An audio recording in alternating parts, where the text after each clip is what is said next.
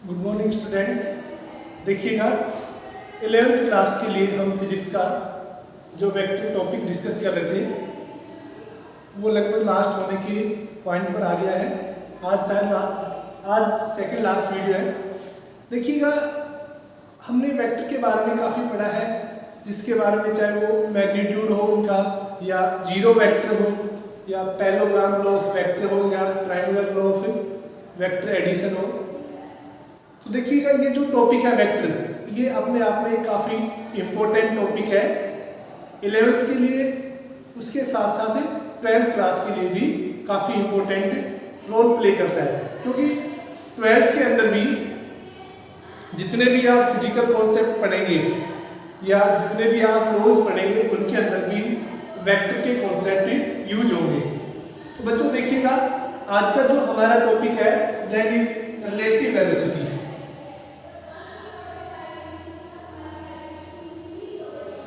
Relative velocity,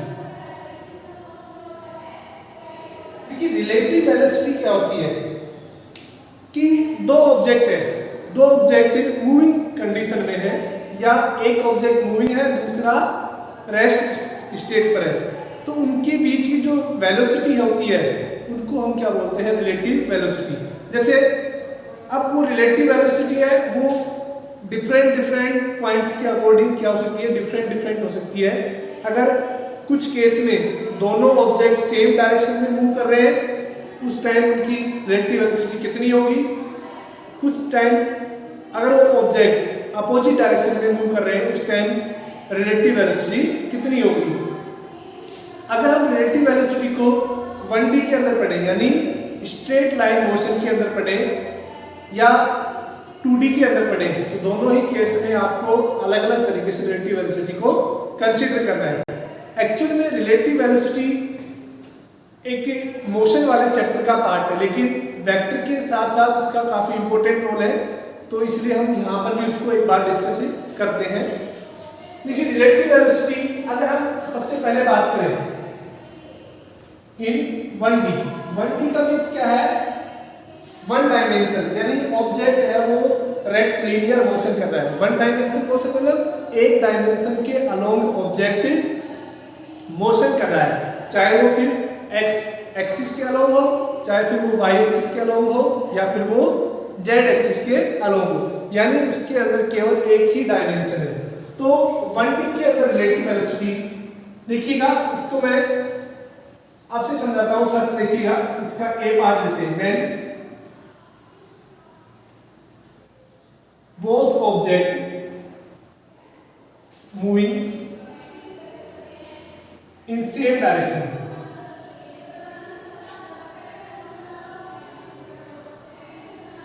अब देखिएगा मान लेते कि एक ऑब्जेक्ट है जिसकी वेलोसिटी कितनी है, वो इस डायरेक्शन में मूव कर रहा है, जिसकी वेलोसिटी हम मान लेते हैं va है।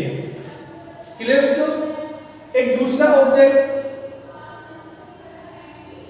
b है जिस वो भी सेम डायरेक्शन में मूव कर रहा है और उसकी वेलोसिटी हम क्या मान लेते हैं, vb है। और आपको बोल दिया कि जो va है वो ग्रेटर है किससे, vb से, यानी जो a की वेलोसिटी है वो ज्यादा है किसकी रेस्पेक्ट में, b की रेस्पेक्ट में। तो उनकी रिलेटिव वेलोसिटी कैसे निकालेंगे, जब दोनों ऑब्जेक्ट क्या हो, सेम डायरेक्शन में मूव करो, उस केस में कि जो v AB वो कितनी हो जाएगी बच्चों, VA माइनस VB।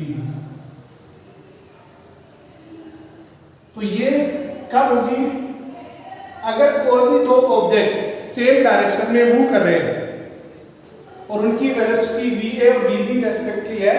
अगर VA का वैल्यू ग्रेटर देन VB है तो उस केस में तो रिजल्टेंट है वो क्या हो जाएगा, सबट्रैक्ट हो जाएगा। क्लियर। जैसे इसका एग्जांपल बताते हैं कि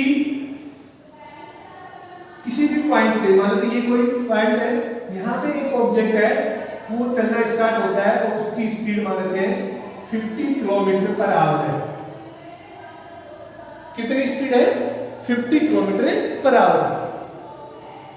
और दूसरा ऑब्जेक्ट है, मानते हैं ऑब्जेक्ट ए है और ये ऑब्जेक्ट बी है, ये भी मूव कर रहा है और इसकी स्पीड हम मान लेते हैं 30 किलोमीटर पर आवर। अगर मैं पूछता हूं कि after 2 years, sorry, after 2 hours, find distance between A and B, यानी 2 घंटे बाद A और B के बीच की जो डिस्टेंस है वो कितनी होगी, ठीक है ना। यहां पर मैंने रिलेटिव वेलोसिटी ना पूछ के क्या पूछी है, डिस्टेंस पूछी है। अब देखिएगा, अगर आप सिंपल अगर बात करें तो देखिएगा ये 2 आवर्स में कितना चला जाएगा, 100 किलोमीटर पहुंच जाएगा, क्लियर। और ये 2 आवर्स के अंदर 60 किलोमीटर डिस्टेंस ट्रेवल करेंगे। अगर आपसे पूछा जाता है कि दोनों ऑब्जेक्ट के बीच की जो डिस्टेंस है ये 100 पर है और ये कितने पे 60, यानी ये कितना बचा आपके पास 40 किलोमीटर डिस्टेंस रिमेनिंग है, क्लियर। ये तो सिंपल मेथड हो गया। अगर हम बात करें रिलेटिव वेलोसिटी से तो देखिएगा पर्सन ए है उसकी वेलोसिटी कितनी है 50 किलोमीटर पर आवर और जो बी है उसकी वेलोसिटी कितनी है 30 किलोमीटर पर आवर। यानी अगर हम इन दोनों की वेलोसिटी का डिफरेंस निकालें, रिलेटिव वेलोसिटी वो कितनी हो जाएगी, velocity of A minus velocity of B, यानी 50 माइनस 30 20 किलोमीटर पर आवर। यानी इन दोनों के बीच का जो वेलोसिटी का डिफरेंस है वो कितना है 20 किलोमीटर पर आवर का। तो उस केस में 20 किलोमीटर पर आवर क्या हो जाएगी उनकी रिलेटिव वेलोसिटी। अब मैंने पूछा डिस्टेंस आफ्टर 2 आवर्स, तो 2 आवर के बाद डिस्टेंस कितनी हो जाएगी, आप 20 को किससे मल्टीप्लाई करेंगे, 2 से मल्टीप्लाई करेंगे, 20 2 जा 40 किलोमीटर क्या हो जाएगी उन दोनों के बीच की डिस्टेंस। तो बच्चों जब ऑब्जेक्ट अगर सेम डायरेक्शन में मूव करते हैं उस टाइम रिजल्टेंट वेलोसिटी क्या हो जाती है, सब्ट्रैक्ट हो जाती है, clear.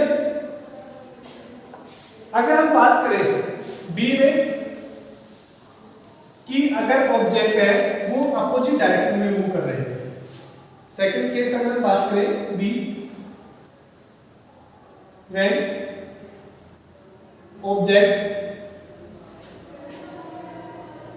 Moving in opposite direction,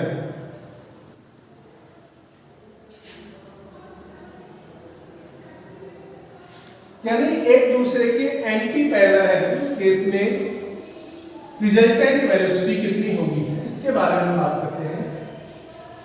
मान लेते हैं कि ये कोई इनिशियल पॉइंट है, यहां से एक ऑब्जेक्ट है इस डायरेक्शन में मूव कर रहा है जिसकी वेलोसिटी कितनी है va मान लेते हैं, क्लियर। तो और इसी पॉइंट से दूसरा ऑब्जेक्ट है उसकी वेलोसिटी हम क्या मान लेते हैं vb है, जो va के जस्ट अपोजिट डायरेक्शन में मूव कर रहा है। अब आपसे पूछा जाता है कि ऑब्जेक्ट ए की जो रिलेटिव वेलोसिटी है बी की रेस्पेक्ट में कितनी होगी। अगर हम उसकी बात करें तो that will be va plus vb। तो बच्चों यहां से देखिएगा अगर दो ऑब्जेक्ट अपोजिट डायरेक्शन में मूव कर रहे हैं उस टाइम उनकी रिलेटिव वेलोसिटी हमेशा क्या हो जाती है, ऐड हो जाती है। जैसे कि एक ऑब्जेक्ट है यहां से 20 किलोमीटर पर आवर की स्पीड से मूव कर रहा है, दूसरा ऑब्जेक्ट है अपोजिट डायरेक्शन में 50 किलोमीटर पर आवर की स्पीड से मूव कर रहा है। तो देखिएगा आफ्टर 1 आवर उनके बीच की डिस्टेंस कितनी हो जाएगी, 35 किलोमीटर हो जाएगी। यानी रिलेटिव वेलोसिटी की बात करें तो इन दोनों के बीच की जो रिलेटिव वेलोसिटी है वो कितनी होगी, 35 किलोमीटर पर आवर, ठीक है। तो ये ध्यान रखना है कि अगर ऑब्जेक्ट अपोजिट डायरेक्शन में मूव कर रहे हैं तो उनकी रिलेटिव वेलोसिटी क्या हो जाती है, ऐड हो जाती है, क्लियर। अब देखिएगा ये तो था वन डायमेंशन के लिए, इसके लिए एक और बात कर लेते हैं कि अगर एक ऑब्जेक्ट है ये कोई यहां से कोई ऑब्जेक्ट ए है वो मूव कर रहा है va वेलोसिटी से और ऑब्जेक्ट बी है वो यहां पर रेस्ट में है। कैसे है, रेस्ट में है तो vb कितना होगा, 0 होगा। तो उस केस में अगर चाहे ऑब्जेक्ट सेम डायरेक्शन में हो या ऑब्जेक्ट अपोजिट डायरेक्शन में हो उस केस में रिलेटिव वेलोसिटी कितनी हो जाएगी, vab कितनी हो जाएगी VA प्लस VB, चाहे सेम में हो या पोजिशन VA प्लस या 0, यानी वो ऑब्जेक्ट क्या हो गया रेस्ट में। तो अगर दो ऑब्जेक्ट मूव कर रहे हैं, अगर एक ऑब्जेक्ट मूव कर रहा है और एक रेस्ट में है, तो जो ऑब्जेक्ट मूव कर रहा है उसकी वेलोसिटी क्या कहलाएगी, रिलेटिव वेलोसिटी कहलाएगी। अब देखिए इससे आपसे पूछा जाता है कई क्वेश्चन कि किसी भी पॉइंट से एक ऑब्जेक्ट है जिसकी स्पीड VA है, वो 10 किलोमीटर पर आवर की स्पीड से मूव कर रहा है, और सेम ही डिस्टेंस से दूसरा ऑब्जेक्ट है VB, उसकी स्पीड भी कितनी है 10 किलोमीटर पर आवर। अब देखिए आपसे पूछा गया है कि 3 आवर के बाद ऑब्जेक्ट A ज्यादा आगे होगा या B आगे होगा। आपसे पूछा गया है कि 3 आवर्स के बाद ऑब्जेक्ट A आगे होगा या B। तो यहां पर देखिएगा दोनों ऑब्जेक्ट सेम डायरेक्शन में है, तो रिजल्टेंट कितना हो जाएगा 10 माइनस 10 यानी 0। रिलेटिव वेलोसिटी कितनी होगी इस केस में 0, यानी आप 3 आवर के बाद भी दोनों क्या होंगे सेम पोजीशन पर ही होंगे, यानी एक दूसरे के जस्ट अपोजिट डायरेक्शन में होंगे, ठीक है ना, एक दूसरे के जस्ट पैरेलल। जैसे कि अगर कोई भी पर्सन है, एक पर्सन आपके साइड में रन कर रहा है और आप भी रन कर रहे हैं, अगर आप दोनों की स्पीड बराबर है तो ना तो आप आगे जा पाएंगे उससे और ना ही वो आपसे आगे हो पाएगा। क्लियर बच्चों? तो ये था रिलेटिव वेलोसिटी का कॉन्सेप्ट। किसके अंदर? 1D के अंदर, 1 डायमेंशन यानी रेक्ट लीनियर मोशन के अंदर, फिर वो चाहे सेम डायरेक्शन में हो या फिर वो अपोजिट डायरेक्शन में हो। लेकिन जब हम रिलेटिव वेलोसिटी को 2D में पढ़ते हैं यानी 2 डायमेंशन में पढ़ते हैं, उस टाइम हम कैसे कंसीडर करते हैं उसके बारे में हम बात करेंगे। देखिएगा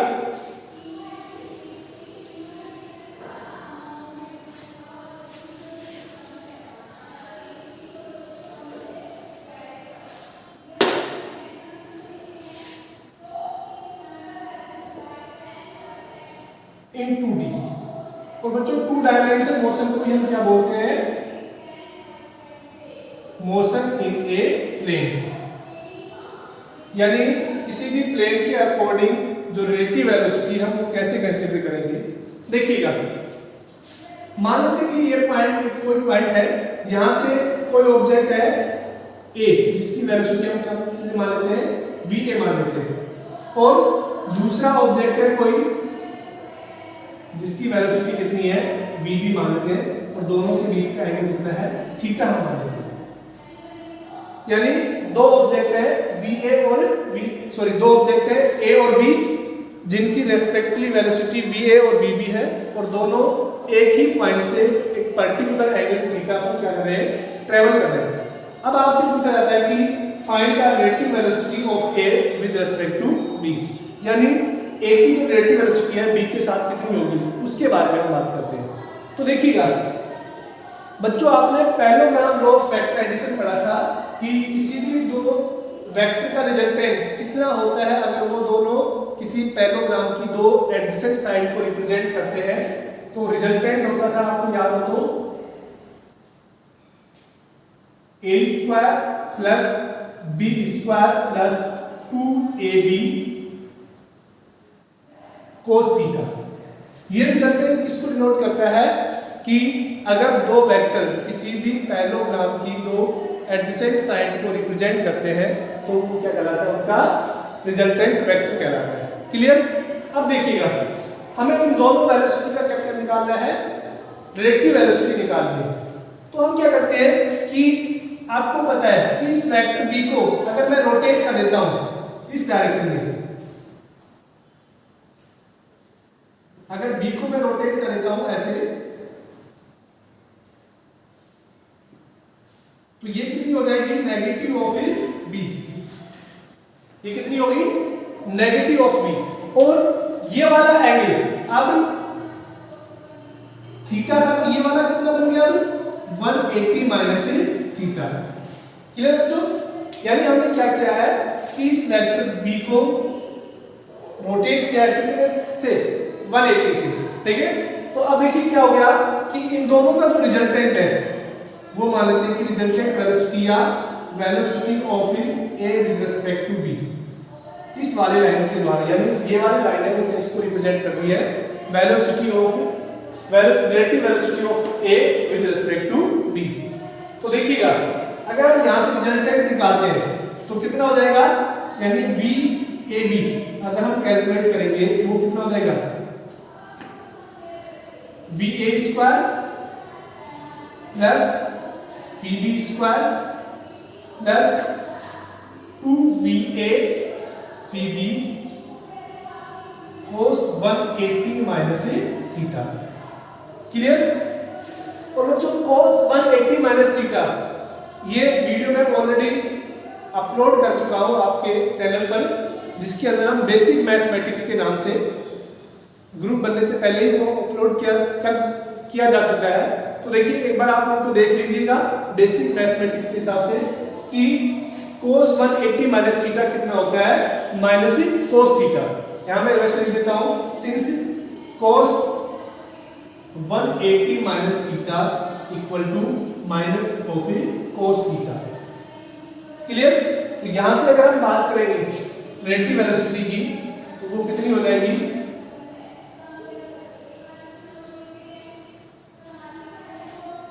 va square plus vb square minus 2va vb cos theta. ये क्या होती है बच्चों, इन दोनों की रिलेटिव वेलोसिटी, यानी a की किसकी रेस्पेक्ट में, b की रेस्पेक्ट में रिलेटिव वेलोसिटी। क्लियर? तो ये होती है 2D के अंदर यानी प्लेन के अंदर रिलेटिव वेलोसिटी। नोट कर लेना इसको। देखिएगा एक छोटा सा टॉपिक और है, इसके बाद हम रिवर बोट प्रॉब्लम या रेन मैन प्रॉब्लम सॉल्व करेंगे। यानी जब कोई पर्सन रिवर में फ्लोट करता है, तैरता है, स्विम करता है, तो उस केस में हम कैसे रिलेटिव वेलोसिटी कंसीडर करेंगे, इसके बारे में हम कल डिस्कस करेंगे। देखिएगा नेक्स्ट टॉपिक है लामीज थ्योरम। यानी लामीज थ्योरम क्या कहती है कि देखिएगा अगर किसी भी पॉइंट पर, ये मान लीजिए पॉइंट है, इसके ऊपर 3 फोर्सेस है, मान लेते हैं कि ये फोर्स F1 हो गया, ये फोर्स F2 हो गया और ये फोर्स F3 हो गया।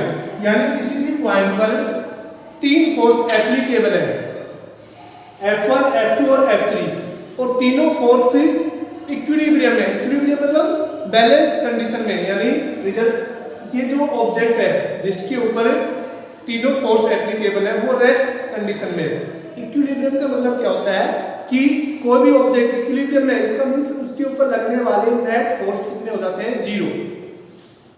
तो मान लेते कि इन दो F1 के सामने जो एंगल है वो कितना हो गया, अल्फा मान लेते हैं, F2 के सामने जो एंगल है वो मान लेते हैं बीटा है, और F3 के सामने जो एंगल है वो क्या मान लेते हैं, गामा मान लेते हैं। तो लामी थ्योरम क्या कहती है कि F1 अपॉन इसके जस्ट अपोजिट का जो एंगल है उसका साइन, यानी sine alpha equal to F2 upon F2 के सामने कौन सा एंगल है, sine beta equal to F3 upon sine gamma. That is the statement of या mathematical formula of Lami theorem. ठीक है? So we can say that if 3 forces are in equilibrium, then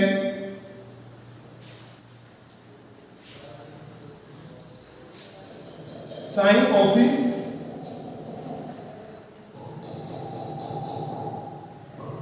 remaining two angles, sine of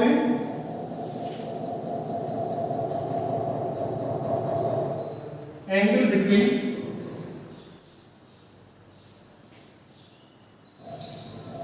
remaining two forces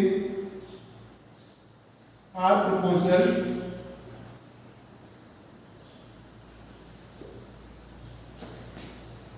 to each other।